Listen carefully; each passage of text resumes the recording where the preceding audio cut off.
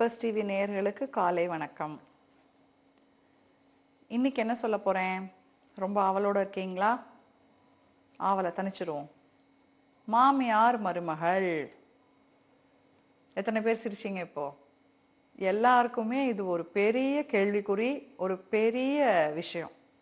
100க்கு 99 வீட்டில் மாமியார் மருமகள் ஈக்குவேஷன், அவங்க கெமிஸ்ட்ரி ஒர்க் அவுட் ஆகிறதே கிடையாது. எங்க பாரு ஏதாவது ஒரு பிரச்சனை தான். என் மாமியார் இருக்காங்களே அப்படின்னு ஆரம்பிப்பாங்க. இல்லை நேத்து பேஞ்ச மழையில முளைச்ச காளான், இவளுக்கு என்ன தெரியும்? இத்தனை வருஷமா நான் என் பிள்ளைக்கு பார்க்காததா, என் வீட்டுக்கு நான் செய்யாததா வந்துட்டா அப்படின்னு சொல்லாத மாமியார் இருக்காங்களா? கண்டிப்பா இருக்க மாட்டாங்க. வீட்டுக்கு வீடு வாசப்படி இல்லையா? அதே மாதிரி சைனால ஒரு மாமியாரும் ஒரு மருமகளும் இருந்தாங்க.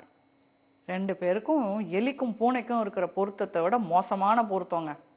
ஆமா, டாம் அண்ட் ஜெரி கார்ட்டூன்லயாவது எப்பவாவது அது ரெண்டும் ஸ்நேகமாயிடுது, அந்த எலியும் அந்த பூனையும். ஆனா இவங்க 2 பேரும் இருக்காங்க பாருங்க, ஸ்நேகம் அப்படிங்கிற வார்த்தைக்கு அர்த்தம் என்னன்னு தெரியாது. எப்பா பாரு சண்டை, பொழுது விடிஞ்சு பொழுது போனா சண்டை சண்டை சண்டை, வேற எதுவுமே கிடையாது. கடைசியில அந்த மருமக பார்த்தா கிழவியோட தொல்லை தாங்க முடியல, அப்பா இது நாம ஒரு வழி பண்ணாதான் சரிப்பட்டு வரும் அப்படின்னு அவங்க அப்பாவோட நண்பர்கிட்ட போனான்.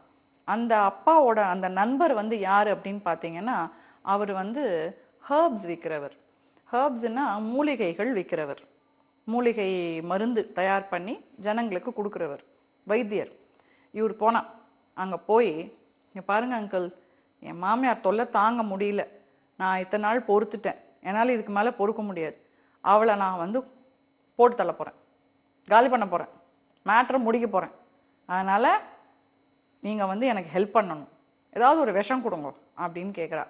இவர் கொஞ்ச நேரம் யோசிச்சுட்டு, இங்கே பாருமா, உங்கள் மாமியாருக்கு உடம்புக்கு எந்த பிரச்சனையும் இல்லை, நல்லா இருக்காங்க, ஆரோக்கியமாக இருக்காங்க, நீ டக்குன்னு அவங்களுக்கு எதையாவது கொடுத்து அவங்க இறந்துட்டாங்கன்னா சந்தேகம் உன் மேலே வரும், என் மேலேயும் வரும், நாம் 2 பேரும் மாட்டிப்போம்.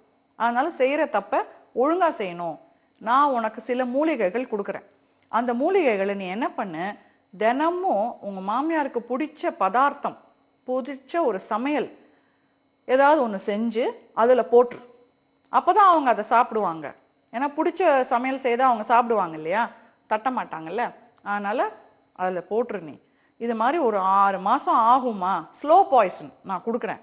கொஞ்சம் கொஞ்சமா அவங்க உடம்புல நஞ்சு கலந்து அவங்க வீக் ஆகி நோய் நொடின்னு படுத்து அப்புறம் அவங்க இறந்தாங்கன்னா சந்தேகம் வராது. என்ன சொல்ற? Fantastic idea uncle, super idea. என்னங்க, நிறைய பேர் யோசிக்கிறாப்புல தெரியுது. இது மாதிரி ஒரு வைத்தியர் அட்ரஸ் எங்களுக்கும் கொடுங்க, நாங்களும் போறோம்னு கேக்குறீங்களா? கதையை முடிச்சுடுவோம், கேளுங்களேன் என்ன ஆச்சு கடைசியிலன்னு பாருங்க. இவளும் இந்த மருந்தை வாங்கிட்டு வந்துடுறான், இந்த மூலிகையை வாங்கிட்டு அன்னைக்கே முதல் வேலையா மாமியாருக்கு பிடிச்ச சமையலை செஞ்சு வைக்கிறா. மாமியார்காரியும் சாப்பிட உட்கார்ந்த உடனே, என்னத்த செஞ்சிருக்க போறா இவ அப்படின்னு தட்டை நிமித்தி பார்த்தா அவங்களுக்கு பிடிச்ச கறி இருக்கு அதுல. பிடிச்சதை செஞ்சா மட்டும் நான் நல்லாவ செஞ்சிருக்க போறா அப்படின்னு எடுத்து வாயில வைக்கிறாங்க. நல்லாதான் இருக்கு, அட பரவாயில்ல அப்படின்னு இவங்க அதை சாப்பிட்றாங்க.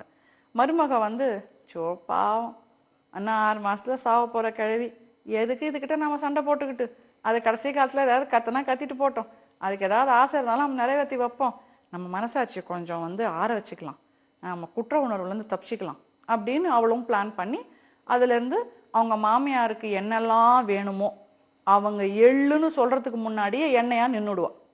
அவங்களுக்கு பார்த்து பார்த்து செய்யறது, அவங்க கோவத்துல ஏதாவது சொன்னா, வேணும்னு ஏதாவது சொன்னா கூட காதுலயே போட்டுக்காம, இல்லைங்க அத்தை பரவாயில்லம்மா, சரிம்மா இருக்கட்டும்மா அப்படின்னு அட்ஜஸ்ட் பண்ணி மாமியாரை அட்ஜஸ்ட் பண்ணி பேச ஆரம்பிக்கிறா.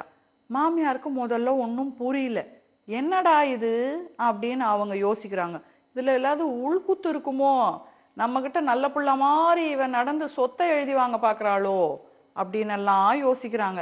ஆனா நாட்கள் போக போக, வாரங்கள் உருண்டோட மருமக அந்த மாதிரிலாம் எதுவும் இல்லை. அவ நிஜமாவே மனசு திருந்திட்டா, மாறிட்டா, நம்ம மேல நிஜமாவே பாசத்தோட இருக்காங்கிற ஒரு நம்பிக்கை இந்த அம்மாவுக்கும் வருது.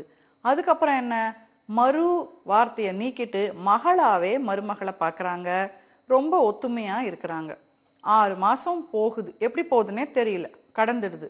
6வது மாசமும் ஆனதுக்கு அப்புறம் இந்த மருமகளுக்கு அப்போ ரொம்ப உறுத்துது. ச்சே, நாம நல்ல மாமியார், நல்லா தான் இருக்காங்க இவங்க. இவங்கள போய் நாம கொலை பண்ண போறோமே. வேண்டாம் வேண்டாம், என்ன நாம அங்கிள் கிட்ட போய் திரும்ப மாத்து மருந்து கேட்போம் அப்படின்னு அடுத்த நாளே வேக வேகமா போய் அவர்கிட்ட, அங்கிள், நான் தெரியாம கேட்டுட்டேன். எங்க மாமியார் தங்கமாட்டம் இருக்காங்க, என்ன நல்லா வச்சுக்கிறாங்க. அவங்க இல்லாம என்னால இப்ப இருக்க முடியாது அங்கிள்.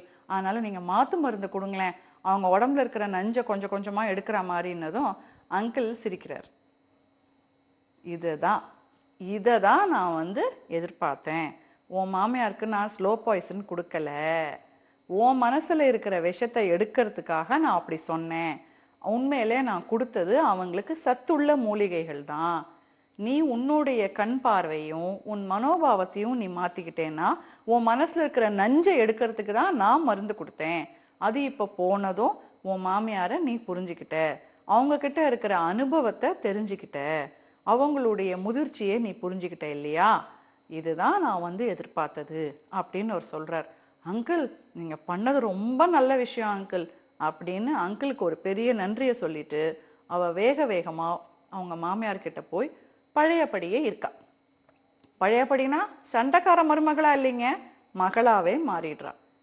நம்மள இருக்கிற மாமியாரும் சரி மாமனாரும் மருமகளும் சரி, எங்கேயாவது மாமனாருக்கும் மாப்பிள்ளைக்கும் பிரச்சனை, 2 பேரும் குடுமிப்பிடி சண்டை போட்டுக்கிறாங்க, கருத்து வேறுபாடு இருக்கு அப்படின்னு இருக்கா, ஒண்ணு மாமனார் சொல்றத மாப்பிள்ளை கேட்பார், இல்ல மாப்பிள்ளை சொல்றத மாமனார் கேட்பார். அவ்வளவுதான் ஈக்குவேஷன். 2 பேரும் அங்க ஆட்டோமேட்டிக்கா அட்ஜஸ்ட் ஆயிடுவாங்க. இங்க தாங்க வாழையடி வாழையா மாமியாருக்கும் மருமகளுக்கும் பிரச்சனையோ பிரச்சனை. மாமியார் ஒரு விஷயத்த புரிஞ்சுக்கணும். அந்த பொண் வேற வீட்டுல இருந்து வேற சூழ்நிலையில வளர்ந்து வேற பழக்க வழக்கங்கள்ல பழகி வந்த பொண்ணு. அவங்களுக்கு கொஞ்சம் டைம் கொடுக்கணும். முதல்ல அவங்கள போட்டியா பார்க்கறத நிறுத்தணும். மருமகளும் அவங்க என்னதான் இருந்தாலும் சின்ன வயசுதான். மாமியாருடைய அனுபவத்தையும் வயசையும் மனசுல கொண்டு மாமியார் இல்லைன்னா வீட்டுக்கார் கண்டிப்பா இல்லை. அதனால முதல் மரியாதையை அவங்களுக்கு கொடுக்க கத்துக்கிட்டோம்னா கண்டிப்பா வீட்டுல பிரச்சனைகள் குறையும், கம்மியாகும். இல்லாமலேயே போகாது, கம்மியாகும். உங்களை சார்ந்து இருக்கிற மாமனாருக்கும் கணவருக்கும் வீட்டுல நிம்மதியை கொடுங்க, குழந்தைங்களையும் ஆரோக்கியமா வளங்க. சரிங்களா? இதை நாம பிராக்டிஸ் பண்றதுல தான் இருக்கு. முடியவே முடியாது மேடம், டிவில சொல்லிடலாம் அப்படின்லாம் நினைக்காதீங்க. பயிற்சி பண்ணி பாருங்க, கண்டிப்பா முடியும். முடியாததுங்கிறது எதுவுமே கிடையாது. சரி நேயர்களே, இன்னைக்கு ஒரு புதிய விஷயத்தை பார்த்தோம். நாளைக்கு வேற ஒரு புதிய விஷயத்தோட புதிய கதையோட உங்களை சந்திக்கிறேன். நன்றி, வணக்கம்.